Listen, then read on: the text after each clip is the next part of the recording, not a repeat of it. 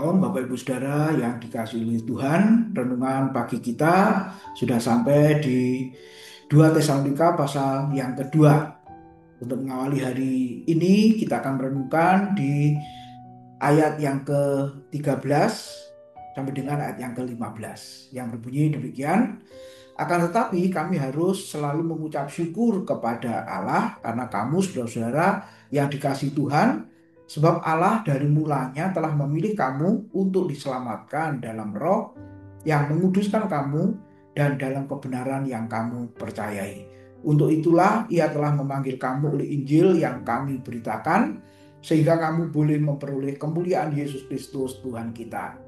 Sebab itu berdirilah teguh dan berpeganglah pada ajaran-ajaran yang kamu terima dari kami, baik secara lisan maupun secara tertulis. Amin. Judul firman Tuhan pagi ini adalah dipilih untuk diselamatkan.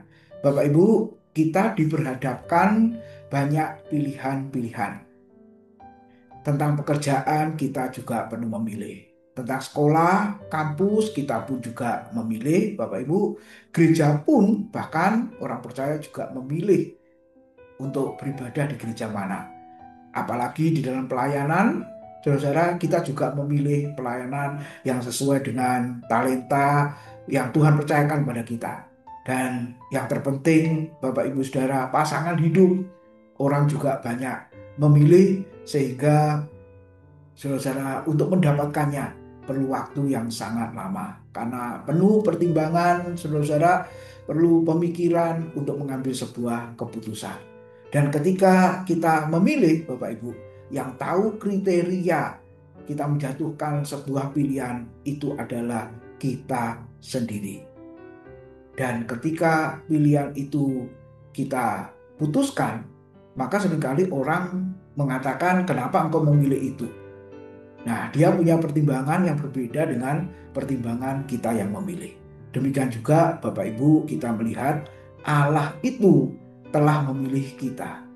Nah, ketika Allah memilih saya dan saudara, kita juga tidak tahu, Bapak Ibu, pertimbangannya apa Tuhan memilih kita. Pantaskah kita dipilih oleh Tuhan? Layakkah kita dipilih oleh Tuhan? Apa yang kita banggakan supaya kita dipilih? Apakah ada nilai kebaikan yang menyebabkan Allah memilih kita? Kalau orang memilih kita berdasarkan semuanya itu pasti bisa, saudara. Karena orang melihat yang di luar, yang tampak di luar yang dilihatnya sebagai pertimbangan untuk memilih. Tetapi Allah ketika memilih saya dan saudara sungguh berbeda. Ketidaklayakan kita, kegagalan kita, ketidakpantasan kita, Bapak Ibu, justru Tuhan memilih kita. Berdasarkan apa? Sekali lagi, bukan berdasarkan kita, tapi berdasarkan kebaikan dan kemurahan hatinya semata-mata. Dan apa tujuannya Allah memilih kita?